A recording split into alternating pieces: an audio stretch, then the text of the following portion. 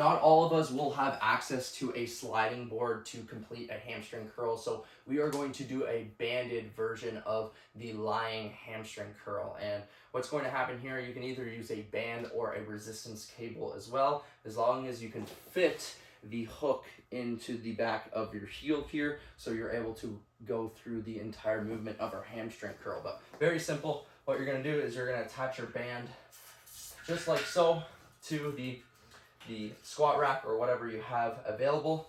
You're going to make sure you can get your heel under here so you're able to lay flat onto the ground.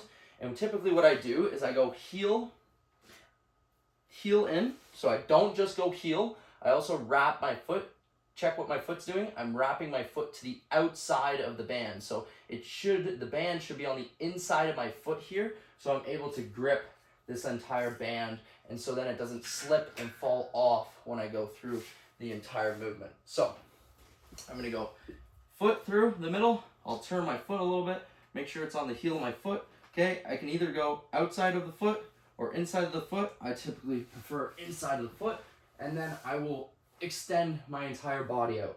As simple as I can, I'm gonna take the slack out of the band just like this. I'm gonna pull through and extend.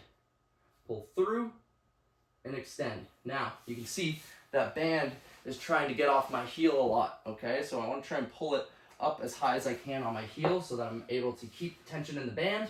I also want to move as far forward as I can, so then the tension doesn't stop when I get to the bottom of the movement. My goal here, obviously this band probably isn't tight enough for me to do a hamstring curl or a lying hamstring curl.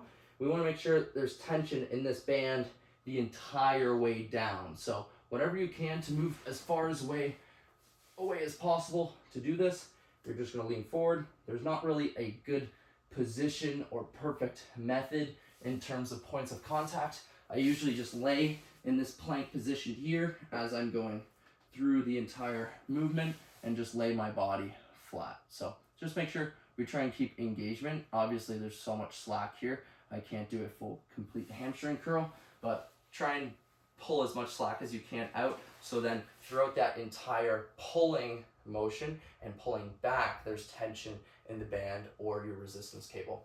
That is everything that you need to know about the single leg laying down hamstring curl, and this is a great alternative if you can't do the hamstring sliding curl from onto your back.